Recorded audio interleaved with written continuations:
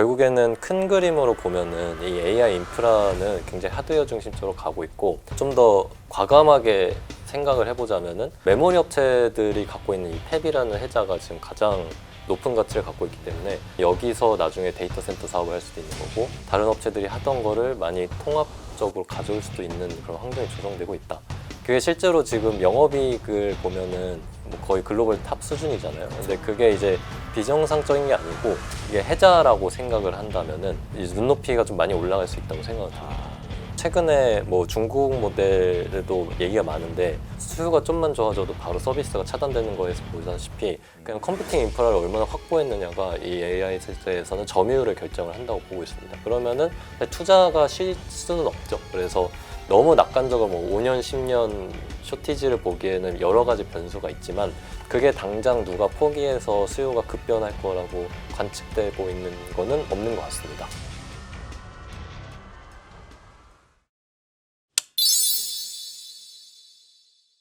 대부분 지금 이런 불안감에 대해서는 연구원님께서는 안심하셔도 된다 이렇게 좀 말씀을 하시는 편인가요? 아니면 그 걱정에 실체가 있다, 좀 조심해야 된다라고 말씀하시는 편인가요? 뭐 실체가 있긴 한데 이제 안심해도 된다라는 이야기를 다 하고 있고, 그래요? 이게 어쨌든 전례 없는 사이클을 지나고 있고 아무도 가보지 못한 길을 가고 있는 거니까 많은 사람들이 의심을 하고 계속해서 좀 이렇게 걱정을 하는 게 너무 당연하다고 생각을 합니다. 왜냐하면 이전에 사례가 없으니까. 네. 그래서 그런 것들에 대해서는 앞으로 증명을 좀 해나가야 되는 부분이라고 생각을 하고, 이제 뭐 최근에 얼마 안 남은 뭐 어닝콜 시즌도 그렇고 시장에 신뢰를 줄 수 있는 이벤트들은 계속 다가올 거라고 생각하고 있습니다. 네. 할 때는 좋은 얘기만 하다가 내려가면 이제 안 좋은 것만 악재가 도배가 되고 있잖아요. SK 하이닉스 실적 발표에서 실적 하향을 지금 애널리스트들이 지금 좀 하고 있잖아요. 눈높이를 네. 좀 낮추고 있는데 그 낮춘 것보다도 덜 나올 수도 있을까요? 실적 전망은 어떻게 보시나요?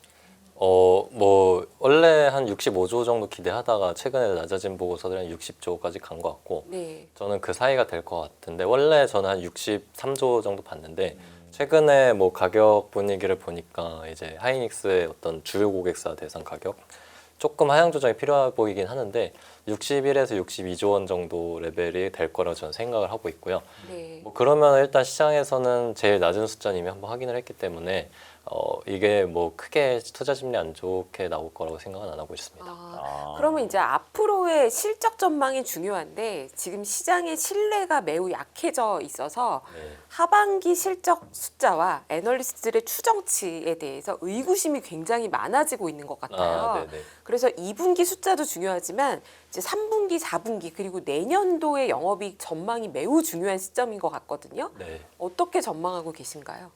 일단은 요즘에 추정치들이 너무 이 변동이 크고 그 애널리스트마다 차이도 커서 그런 우려를 하시는 건 당연한 것 같고, 일단 기본적으로 실적을 전망할 때는 물량 곱하기 가격이 이제 매출이 되는 거고 거기에 이제 비용을 빼는 건데, 물량하고 비용은 어느 정도 가시성 높게 추정이 가능합니다. 적어도 내년까지는. 근데 중요한 거는 이제 가격에 대한 추정인 거고, 가격은 결국에 지금 당장 3분기에는 가격 협상 분위기를 봐야 하는 거고, 내년까지의 가격 방향성은 수급 분석을 통해서 해야 되는 거죠. 근데 일단은 뭐 사람마다 당연히 생각은 다를 수 있는데 실제로 지금 최근에 3분기 가격 협상 분위기 자체는 굉장히 좋은 상황이에요. 그래서 이제 추정이 되게 어려워진 이유는 LTA가 들어오기 시작하면서 고객사마다 가격 조건이 다 너무 상이하기 때문에 그런 건데, 논 LTA 쪽은 지금 시장 기대치를 뛰어넘는 수준으로 가격이 협상이 되고 있는 걸로 저는 알고 있고요.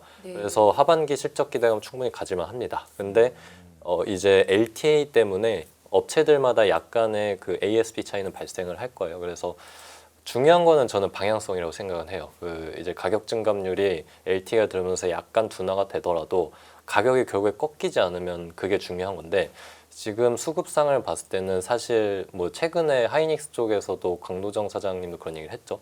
내년이 올해보다 훨씬 최악의 쇼티지가 될 거다.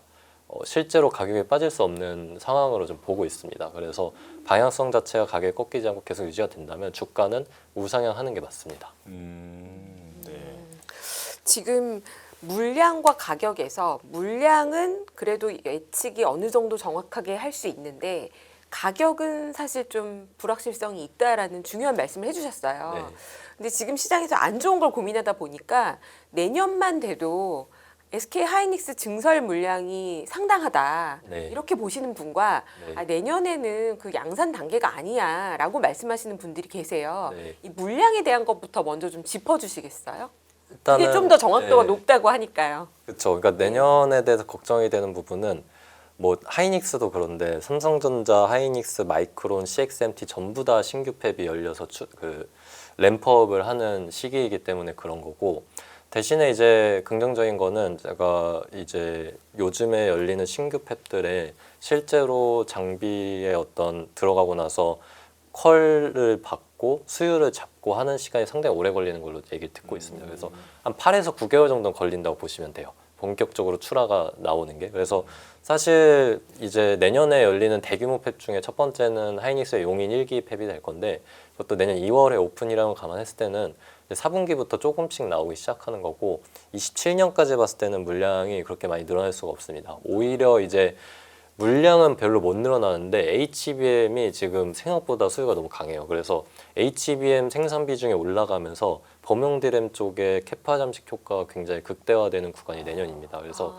네. 이제 내년에 수요 충족률이라고 하죠. 실제로 달라고 하고 있는 물량에 대비해서 얼마 줄 수 있느냐가 올해보다 훨씬 적은 수준, 거의 절반 얘기까지 나오고 있기 때문에, 그러면은 뭐 그 수요도 계속 이연되면서 28년에 물량이 늘더라도 어느 정도 가격이 크게 꺾이지 않는 모습을 보여줄 수 있는 환경이 조성되고 있다고 보고 있습니다. 그래서 지금 어쨌든 빅테크 업체들은 5년 단위 LTA를 논의하고 있으니까 왜 그런 얘기를 하냐라고 보면은 실제로 고객사들과 얘기해 보면은 2030년 혹은 그 이상까지도 쇼티지가 해소되지 않는 그림을 보고 있습니다. 하이닉스 같은 업체들 쪽에서는.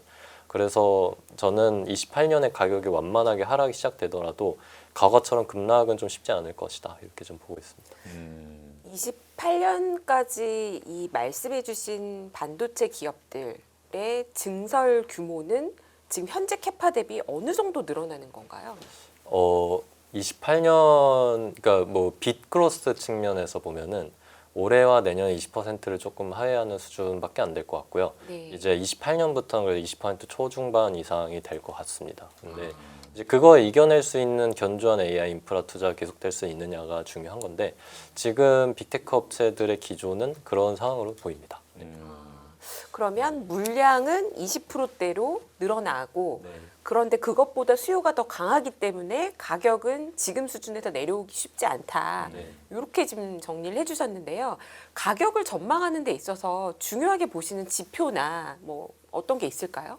일단은 이 뭐 원자재라는 것들이 모두 다 수급이 조금만 틀어져도 가격 급등하고 급락을 하니까, 맞아요. 작년 9월에도 그랬고 이번에도 조금이라도 공급이 수요를 앞지르기 시작한다면은 뭐 그럴 수 있는 상황이라고 보는데, 수치적으로 봤을 때는 이게 지금 스마트폰 PC 같은 경우에도 강제로 탑재량을 하향 조정하면서 다 수요가 잠재되어 있는 수요가 억눌려 있는 상황이고, 로봇도 그렇고 향후 나오는 신규 디바이스 플랫폼들 너무 많기 때문에 그런 거를 감안했을 때는 이제 수치적으로는 계속해서 수요가 공급을 앞지르는 상황이 굉장히 장기화될 것 같고, 그러면은 이제 자금 조달의 이야기가 나오는 거죠. 어디까지 뭐 수급만 쇼티지 해소 안 되면은 가격은 안 꺾인다고 보면 이게 여기까지 어디까지 가격을 지불할 수 있느냐인데, 지금 메모리 반도체 시장이 올해 기준으로 한 53% 정도 전체 반도체 시장에서 차지하는 비중이 올라왔습니다. 네. 근데 이게 좀 뉴노멀이라고 보면은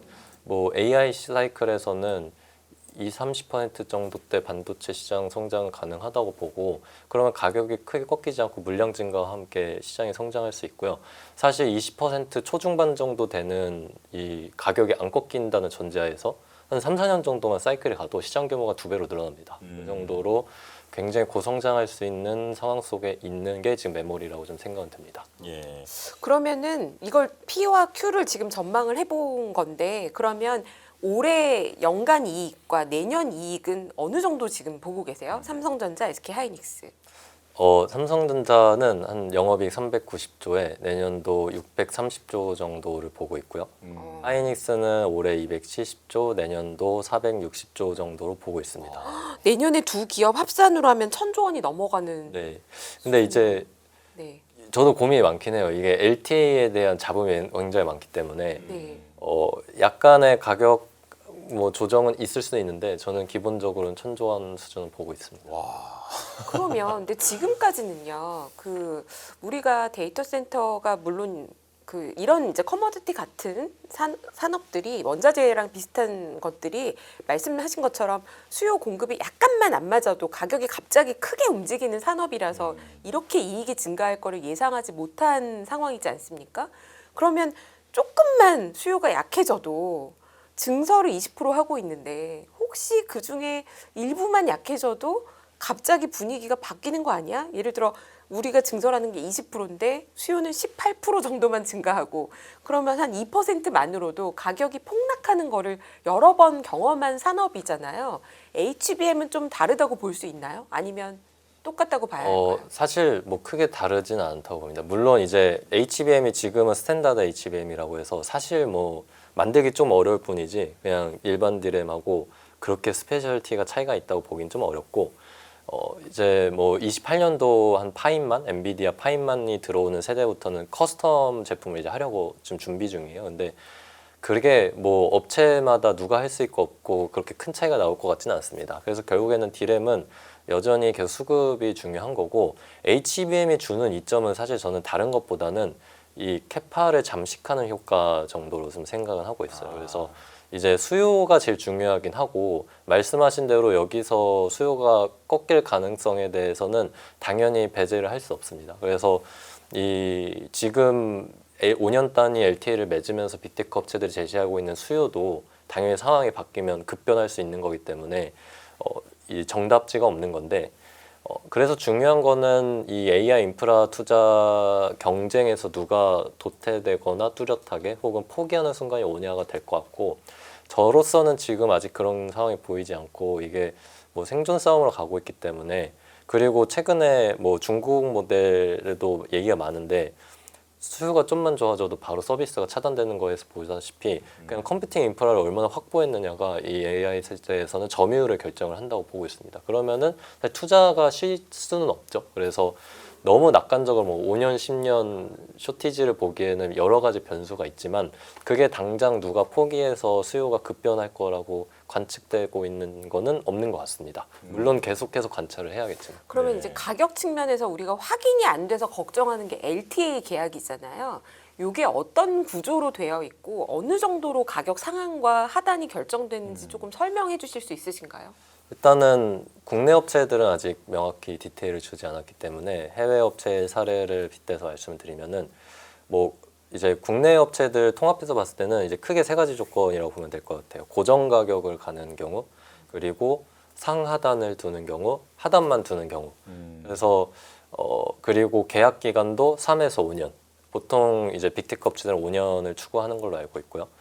마이크론은 요번에 실적 발표에서 되게 긍정적인 주가 반응을 줬던 게 주가가 가격이 나중에 최하단 수준으로 떨어져도 그 바닥 가격 와도 과거 피크 시점의 이익률보다 더 좋다인 거고 과거 피크 시점은 아마 2018년을 얘기하는 걸 거고 그때 영업이익률 한 60% 부분까지 갔었죠. 그래서 그 정도 수준이라고 보면은 이제 시장에서는 좀 긍정적으로 반응을 했었습니다. 근데 국내 업체들은 사실 좀 더 좋은 방향으로 협상이 진행 중인 걸로 알고 있어요. 그래서 구체적인 상하단 가격이나 하단 가격은 아직 파악은 좀 어렵지만 지금 3분기 중에 협상이 되고 있는 많은 고객사들과의 계약이 이제 좀 더 좋은 조건으로 저는 알고 있고요. 물론 일부 고객에 대해서는 좀 더 이제 고객사 우호적으로 하는 경우도 있습니다. 근데 전반적인 분위기는 국내 업체가 좋다. 그리고 이 지금 협상에서도 제일 쟁점이 되는 거는 좀 바닥 가격의 설정인 걸로 알고 있어요. 그래서 그 부분에 대해서는 계속해서 좀 협상이 진행 중인 걸로 보입니다. 네. 근데 요즘에 이제 반도체 종목들 주가가 너무 많이 떨어지다 보니까 많은 분들이 그 이 주가에 대해서 어떤 이제 이해를 하기 위해서 PBR 개념, PER 개념 이제 요즘에 보면 상당히 잡음이 많이 일어나는 것 같아요. 그래서 한창 잘 나갈 때는 PER이 몇 배밖에 안 된다 이런 얘기만 들었다가 지금은 역시 뭐 사이클이기 때문에 PER로 보면 안 돼 이런 식의 얘기를 많이들 하는 것 같거든요. 이런 질문 많이 받으실 텐데 PBR, PER 뭘로 봐야 한다고 보십니까? 저는 사실 PER로 저도 목표 주가를 산정하고 있고 대신에 이제 이게 사이클이 완전히 없어진 건 아니기 때문에 일반적인 기술주에 대입하는 뭐 2, 30배 밸류에이션을 주긴 아직 어렵다. 저는 8배 정도 주고 있는 거고 이제 원래 사이클 산업은 7, 8배 정도는 뭐 받을 수 있다고 보고 있습니다. 이게 굉장히 긴 사이클이라면은. 그래서 그런 부분에서는 이미 주가가 PBR의 과거 히스토리컬 밴드를 완전히 뚫고 올라간 상황에서 억지로 이제 ROE에 맞춰서 PBR을 상향 조정하는 것보다는 PER로 가는 게 좀 맞다고 저는 생각을 하고 있고요. 물론 이제 예상치 못하게 엄청나게 급격한 다운 사이클이 와서 이제 적자까지 봐야 된다. 그러면 이제 바꿔야겠죠. 예. 네. 그런 상황은 좀 굉장히 길게 오기 어려운 상황으로 좀 생각하고 있습니다. 8배 정도로 보신다라고 하면 지금이 지금 몇 배 정도 되는 거죠? 이제 많이 떨어져서 그렇죠. 27년 EPS를 대입을 하면은 뭐 한 3, 4배 정도인 거죠. 아, 예. 2배 더 가야겠네요. 그렇죠. 예. 그 27년 실적 온기 반영하면 이제 그렇습니다. 네. 이 산업을 오래 연구하신 애널리스트 분들이 여전히 PBR 밸류에이션을 고수하고 계신 분들이 있잖아요. 네네네. 근데 이제 저도 이미 올드한 세대인가 봐요. 저도 이제 장치 산업이라고 이 산업, 반도체 산업을 바라보게 되면 네. 여전히 저는 시크리컬이고 PBR로 보는 게 맞다라는 생각을 하고 있는데 네. 이게 아닐 가능성은 엔트리 배리어, 그러니까 진입 장벽이 매우 높은 기술력으로 자체적인 경쟁력으로 마진을 유지할 수 있는 게 있어야만 네네. 얘를 PER로 네. 평가할 수 있다 이렇게 생각하거든요. 네. 그래서 저는 HBM이 매우 중요해 보인다고 말씀드린 거였고 네. SK 하이닉스든 삼성전자가 새로 해서 경쟁력을 뺏어가든 우리 기업들이 더 많이 가져갈 수 있으면 네. PER 밸류에이션 해줄 수 있다. 이런 관점을 가지고 있어요. 개인적으로는. 네네네. 근데 만약에 HBM을 마이크론도 똑같이 할 수 있다라고 하고 아. 이것도 증설을 대폭한다면 저는 이 모든 것이 다 다시 시크리컬로 돌아간다라는 우려를 할 것 같거든요. 어떻게 생각하시나요? 일단은 마이크론, 삼성전자, 하이닉스는 같이 가는 거라고 봐야 될 것 같고요. CXMT가 어느 정도 할 수 있느냐가 변수라고 보는데 그러니까 사실 마이크론은 기술력이 굉장히 좋습니다. 그래서 규모 정도의 차이만 있는 거지. CXMT 같은 경우에는 좀 오랜 시간 어려움을 겪을 거로 좀 보고 있어요. 물론 이제 중국의 기술력을 과소평가하면 안 되지만 EUV가 못 들어가는 게 지금 올해부터 굉장히 크게 작용을 하고 있어서 그런 부분에 대해서 너무 과대평가할 필요도 없다라고 좀 생각은 하고요. 이 지금 결국에는 큰 그림으로 보면은 이 AI 인프라는 굉장히 하드웨어 중심적으로 가고 있고 팹을 운영해봤고 많이 소유하고 있느냐가 굉장한 해자로 작용을 한다고 보고 있습니다. 그래서 최근에 이제 SK 하이닉스 쪽에서 뭐 메모리에서 서비스 뭐 이런 얘기를 하는 것도 저는 뭐 좀 더 과감하게 생각을 해보자면은 메모리 업체들이 갖고 있는 이 팹이라는 해자가 지금 가장 높은 가치를 갖고 있기 때문에 어떻게 보면 여기서 나중에 데이터 센터 사업을 할 수도 있는 거고 다른 업체들이 하던 거를 많이 통합적으로 가져올 수도 있는 그런 환경이 조성되고 있다. 그게 실제로 지금 영업이익을 보면은 뭐 거의 글로벌 탑 수준이잖아요. 근데 그쵸. 그게 이제 비정상적인 게 아니고 이게 해자라고 생각을 한다면은 이제 눈높이가 좀 많이 올라갈 수 있다고 생각이 듭니다. 네.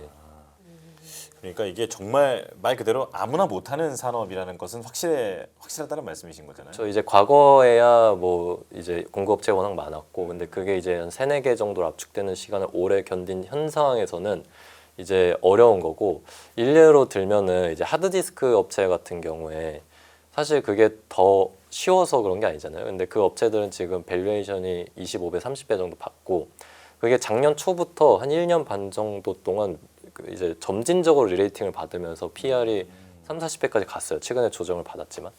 그런데 왜 그 업체는 그렇게 됐냐라고 하면은 주문가해성이 굉장히 높아져서 그런 거죠. 그리고 이제 인프라에서 AI 인프라 쪽에서 워낙 가치가 높아졌고 점진적인 마진 개선을 통해서 그런 모습이 나왔는데 메모리는 그렇게 단순 대입하기에는 이제 훨씬 좀 더 경쟁이 있는 곳인 거는 사실입니다만은 너무 이 흑과백의 논리로 보기에는 이제 메모리의 지위가 많이 바뀌었다고 저는 생각이 듭니다.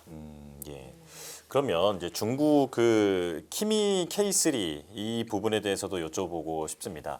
일단 이게 처음에 발표됐을 때는 야 중국산 값싼 AI가 이렇게 나왔으니 더는 이제 메모리나 이런 부분에 대한 투자가 좀 줄겠구나라고 하면서 악재로 받아들이더니 오늘 분위기는 아니야 이제 중국이 이렇게 그 AI를 더 보급을 하게 되면 어떤 소버린 AI라든지 이런 부분에 대한 수요까지 더 폭발을 하면서 메모리 수요가 더 늘 거야라는 식으로 이게 바뀌었거든요. 약간 하루 만에 이렇게 좀 해석이 바뀌다 보니까 정신이 없는데 정리를 좀 해주실까요? 좋은 내용입니까 아닙니까? 좋은 내용이라고 생각합니다. 그래서 요번에 또 중국 모델 이렇게 노이즈 만드니까 이제 과거의 딥시크 사례가 네. 또 나오면서 이제 우려가 된 건데 사실 그렇게 싼 모델도 아니고요.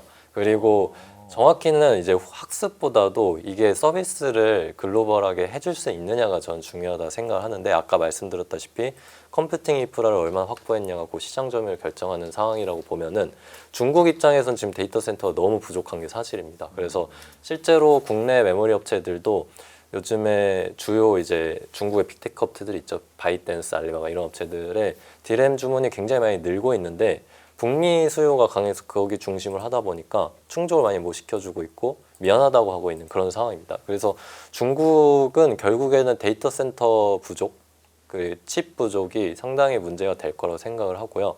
지금 낮은 가격의 토큰 서비스를 하는 것도 저는 일시적일 거라고 봅니다. 결국에는 이 서비스를 감당하려면 인프라 투자를 계속 해야 되는데 토큰 가격도 지금에서 이제 시장 침투를 막 시작하는 입장에서는 어느 정도 낮게 매기 같은 역할을 하고 싶어 할 수도 있지만 지속 가능하진 않다. 어느 정도 다 같이 올라가는 방향이 될 것 같습니다. 예. 그럼 실적 발표 관련해서 무엇에 더 주목하고 계신지 좀 여쭤보겠습니다. 잠깐 정리를 해보면 이제 현지 시간 기준으로 22일에 알파벳, 그러니까 구글이 나오고 테슬라, 그리고 29일에 SK 하이닉스 실적 발표, 마이크로소프트와 메타가 나옵니다. 그리고 그 다음 날이 삼성전자 확정 실적이 나오고 아마존, 애플 이렇게 나오는데 앞서 일부에서는 윤여삼 팀장께서는 메타를 잘 봐야 할 것 같다 이렇게도 말씀하셨거든요. 지금 연구원님께서는 지금 이번 주부터 다음 주까지 나오는 실적 중에서는 어디를 좀 주목하고 계실까요? 일단 메모리와 빅테크로 보면 빅테크의 중요도가 더 높아진 거는 사실이고요. 4대 하이퍼스케일러 기준으로 봤을 때는 구글과 아마존은 크게 걱정 안 되는 것 같습니다. 그리고 특히 그 업체들은 뭐 최근에도 자금 조달 굉장히 많이 했죠. 네. 뭐 이제 구글도 한 85빌리언 정도 유증을 했고 아마존도 채권 많이 찍었는데 최근에 자금 조달을 해놓고 AI 캐펙스 톤을 낮출 이유는 전혀 없다고 보입니다. 그래서 톤 자체도 좋을 거고 사실 시장은 거기에서 만족하지 않고 클라우드 매출액도 잘 나오길 기대할 텐데 최근에 엔트로픽의 ARR이 굉장히 가속화되고 있어요. 매출 성장세가 좋은데 거기에 주요 서비스를 해주는 클라우드 업체들이 결국 구글과 아마존이기 때문에 저는 실적도 서프라이즈 줄 거라고 생각합니다. 그래서 거기는 괜찮고 메타는 뭐 캐펙스 톤은 좋을 것 같은데 실적에 대한 불안감은 좀 있을 수 있을 것 같아요. 왜냐하면 클라우드 서비스 당장 하고 있지 않으니까 클라우드가 지금 돈이 굉장히 많이 되고 있는 사업이라 아쉬움이 있을 수 있는데 대신에 이제 메타는 확실하게 내년도에는 이 프론티어 모델 개발 상황에서 티어 1 레벨까지 올라가고 싶어하는 업체이기 때문에 강력한 인프라 투자 톤을 계속 줄 거라고 생각을 하고요. 한 가지 이제 우려하는 점을 뽑자면 저는 마이크로소프트가 될 것 같아요. 그래서 마이크로소프트 CEO는 과거에도 인프라 투자 속도 조절에 대한 이야기들 많이 해왔기 때문에 사실 지금 시장이 되게 민감해서 숫자가 잘 나오더라도 말 한마디에 이제 좀 출렁일 수는 있겠죠. 그래서 뭐 실제로 거기에 주요 공급을 하고 있는 뭐 국내 하이닉스나 이런 업체들의 얘기를 들어보면은 투자 되게 열심히 하고 있고 뭐 마이크로소프트가 투자에 소극적이라는 거에 대해서 본인들은 체감 못하겠다 뭐 이런 얘기를 저는 듣고 있긴 한데 이제 이 워딩에 대해서 경계를 할 수는 있겠다. 근데 그게 이제 대세를 그렇게 바꿀 거라고 생각은 안 됩니다. 어쨌든 지금 투자가 뭐 태도가 아예 바뀌어야 되는 건데 그런 상황으로는 전혀 보이지 않습니다. 예. 그러면 그 삼성전자 우리가 실적을 잠정 실적으로 숫자는 확인했습니다만 그 내부 세부 내역도 매우 중요할 거 아니에요. 네. 여기서는 주목할 만한 포인트 뭐가 있을까요? 저는 일단은 메모리와 메모리 외 사업부의 뚜렷한 실적 격차가 될 것 같아요. 그래서 모바일 사업부도 벌써 적자 전환을 한 걸로 보이고요. 예상보다 빠르게. 파운드리도 기대와 다르게 2조 원 이상으로 적자 규모가 좀 확대된 걸로 보입니다. 근데 이제 메모리는 생각보다 돈을 너무 많이 벌었어요. 그래서 성과금 충당금을 빼면은 1, 2분기가 합쳐서 한 18조 원 정도가 반영이 됐죠. 그거를 빼면은 메모리 영업이익률 거의 84%뭐 이 정도까지 올라갔으니까 이제 이 실적 격차가 굉장히 뚜렷해졌는데 그게 이제 삼성전자의 약점이라고 보는 건 아니고 이게 그냥 글로벌 테크 생태계를 보여주는 게 아닌가. 사실 최근에 약간 다른 얘기지만 애플이 시가총액 1위를 달성했던 게 저는 이 메모리 비관의 어떤 정점에 있었다고 보거든요. 그러니까 애플이 스마트폰 업체 중에서 상황이 제일 나은 건 맞는데 어쨌든 메모리 이 가격 상승에 제일 피해주인 업체가 어떻게 보면 피난처 역할을 하면서 1위를 찍었던 게 최근에 비관론에 가장 정점을 찍었던 순간인 것 같고 실제로 그 뒤로 메모리 주가가 반등을 하고 있는데 그 삼성전자의 실적 안에서도 그런 극적인 좀 희비 교차를 좀 보여준다고 좀 생각이 듭니다. 그래서 그런 것들이 이제 좀 더 뚜렷하게 나타나는 게 이제 다음 주 실적 발표가 될 것 같습니다. 예. 그럼 마무리 질문을 드리면 이게 아마 정리가 될 것 같은데요. 지금 이제 많은 반도체 종목에 투자하시는 분들은 고점만 오면 내가 이제 만족하고 떠나겠다 이런 생각까지들 많이 하고 계세요. 최근에 또 최태원 회장이 그냥 갖고 계시면 된다 이렇게도 말씀을 하셨잖아요. 지금 시점에서 좀 장기적 관점에서 봤을 때는 투자 전략 어떻게 좀 조언을 하실까요? 일단은 과거 5, 6월처럼 쉬운 주가 급등은 쉽진 않을 것 같습니다. 위에 이제 뭐 매물이 너무 많아서 탈출을 하고 싶어 하시는 분이 많기 때문에 그런데 어쨌든 저는 가격이 꺾이지 않는 상황이 오래 지속되는 환경 하에서 이제 대규모 주주환원은 사실 시작도 안 했는데 이제 하반기부터 내년에 본격적으로 시작이 되고 실적 추정치도 최근에는 눈높이가 많이 낮아졌는데 여전히 견조하다는 걸 증명할 수 있을 것 같고 메모리 업체들이 할 수 있는 플레이들이 이제 앞으로도 다변화될 거라고 생각이 들어요. 이 쌓여진 엄청나게 많은 현금으로 그런 것들이 이제 점진적으로 계속 우상향을 만들 거라고 생각을 하기 때문에 대신에 이제 삼성전자 하이닉스 최대 단점은 국내 증시가 담기에는 너무나 큰 업체들이라는 거여서 수급의 불안감은 계속 작용을 할 거고 주가의 급등 급락이 나올 거기 때문에 레버리지 없이 이제 본주를 들고 간다면 저는 장기적으로 봤을 때 되게 좋은 투자가 될 거라고 생각합니다.